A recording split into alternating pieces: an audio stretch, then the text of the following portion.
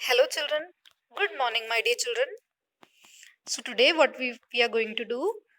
Today, we are going to do in your English class new words and their meanings.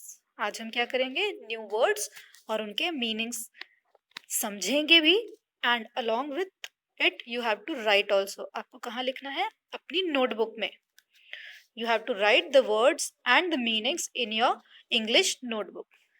So, shall we go, children? Yes, so Harpreet ma'am welcomes you in your online English class. So, what is the first word, children? See it very carefully. Share.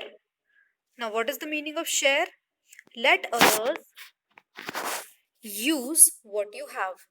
मतलब जो चीज आपके पास है वो दूसरों को बांटना. Okay, so this is the meaning of share. Let others use what you have. This is the meaning. Now next word, narrator. Narrator मैंने आपको कल एक्सप्लेन किया था. नरेटर वो होता है जो स्टोरी आपको बताता है. So this is the answer, story teller. This is the meaning of narrator. Then next word is swing. To move to and fro.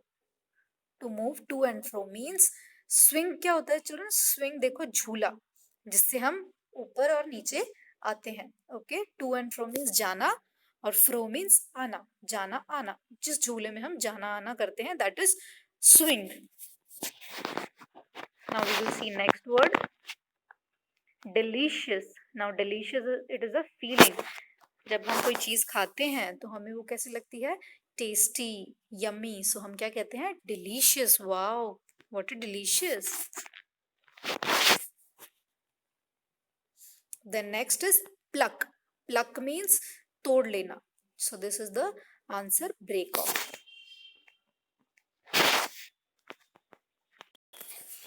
Yes, so what is the meaning of pluck? Break off. Break off means किसी चीज से किसी चीज को तोड़ लेना. जैसे we pluck flowers, है ना, हम flowers को तोड़ते हैं झाड़ से. We pluck fruits, हम fruits को तोड़ते हैं plant से. So that is pluck off. Now we will see next word, stump. Now stump, I have explained you, the base of a tree.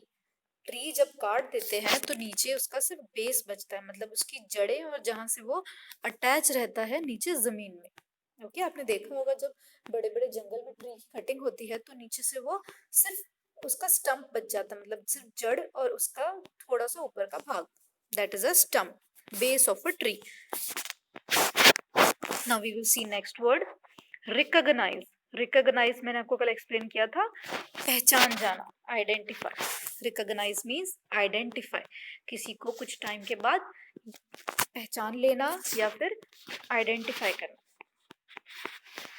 Then quite.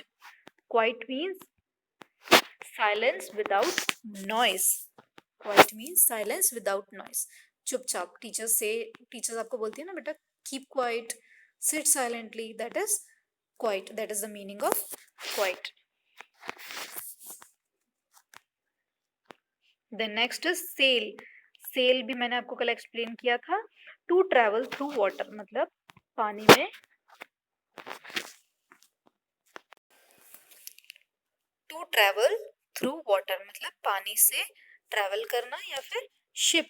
Ship को आपने देखा है, वो सेल करती है, मतलब पानी के ऊपर ट्रेवल करती है. जो भी चीज पानी के ऊपर ट्रेवल कर रही है that is a sail. Means वो सेल कर रही है पानी के ऊपर. Then trip. ट्रिप मीन्स कहीं जाना, पिकनिक पे या फिर जर्नी. जर्नी मीन्स दूर कहीं जाना, सामान वामान लेके या फिर कहीं दूर फैमिली के साथ जाना, पिकनिक टाइप जाना. That is a trip, journey, या एक जगह से दूसरी जगह जाना. Now we will see the question answers. Children, listen it carefully. How did the boy enjoy the company of the tree? अब बॉय ने ट्री की कंपनी कैसे एंजॉय किया? So the answer is, the boy enjoyed the company of the tree by climbing its trunk and swinging from its branches. Boy ने company कैसे enjoy किया?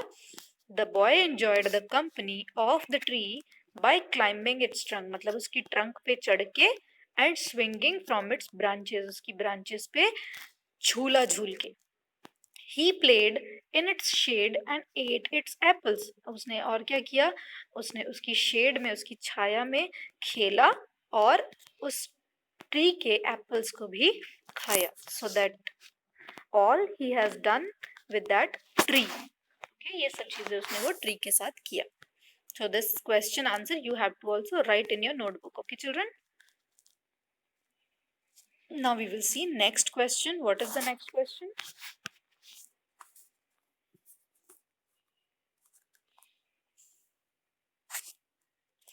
How did the tree help the boy earn money? Tree ने कैसे help किया boy को पैसे कमाने के लिए? The tree gave its apples to the boy.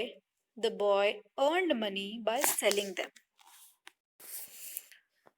So the tree gave its apples to the boy. Tree ने क्या किया? अपने एप्पल्स को उस बॉय को दे दिया कि तुम मेरे एप्पल्स तोड़ लो और मार्केट में बेच दो ताकि तुम्हें पैसे मिल जाए. The boy earned money. Earned money means कमाया उसने. बॉय ने पैसे कमाया. कैसे कमाया? उसके एप्पल्स को सेल करके. Them in the market. So this is the answer.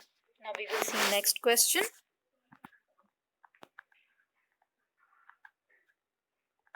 What did boy make with the branches of the tree? अब boy ने branches, tree की branches से क्या बनाया? Yes, the boy made a house for himself, his wife and his children with the branches of the tree. अब boy ने क्या किया? बॉय ने वो ट्री की ब्रांचेस को यूज करके हाउस बनाया. किसके लिए? उसके खुद के लिए, उसके वाइफ एंड उसके चिल्ड्रन के लिए. सो उसने क्या किया? वो ब्रांचेस को यूज करके हाउस बनाया. So now we will see the next question. Question number 4. What did the boy make with the trunk of the tree? अब बॉय ने वो ट्री के ट्रंक के साथ क्या किया? So the boy made a boat with the trunk of the tree. Boy ने क्या किया? वो उसके ट्रंक को यूज करके, झाड़ के तने को यूज करके उसने क्या किया? बोट बनाया. He used the boat to sail away on a business trip. अब उसे बिजनेस ट्रिप की वजह से बाहर जाना था तो उसने क्या यूज किया? झाड़ के तने को यूज किया, उसके ट्रंक को, और उससे क्या बनाया? बोट बनाया. He has made a boat to go in a business trip. Now we will see next question.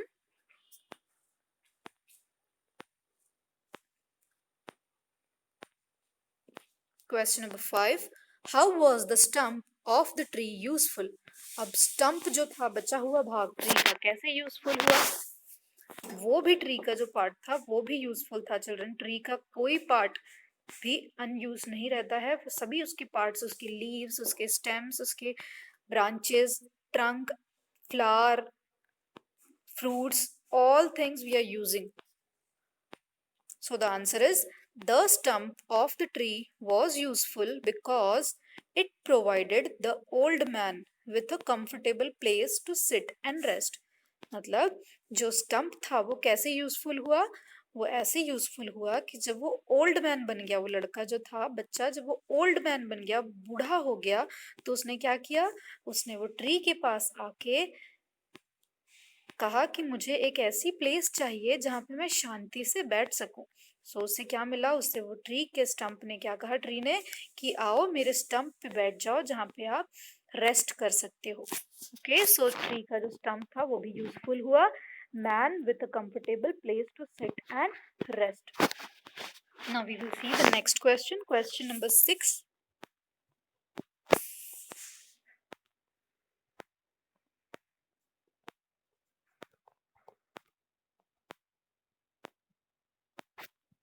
Why is the play called The Giving Tree?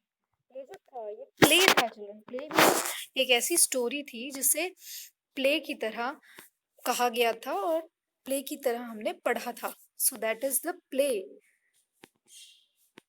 The play is called The Giving Tree because it shows how a selfless tree gives its different parts of itself, different parts to the little boy without asking for anything in return.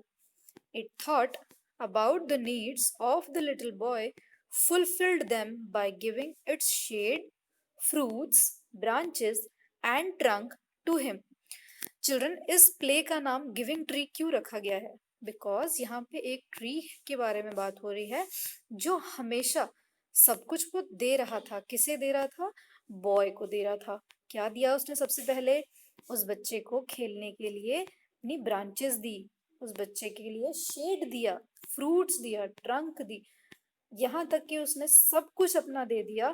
और उसने return में उस बच्चे से कुछ मांगा? No, उसने कुछ नहीं मांगा. सो ये होता है सेल्फलेस, मतलब किसी इच्छा को रखते हुए उसने कुछ नहीं चाहा रिटर्न में कि वो बच्चा उसे दे, बट उसने सिर्फ दिया. So that's why the name of the play is giving tree. इसीलिए इस प्ले का नाम था giving tree. So this all question answers and word meanings, children, you have to write in your English notebook. So goodbye, children.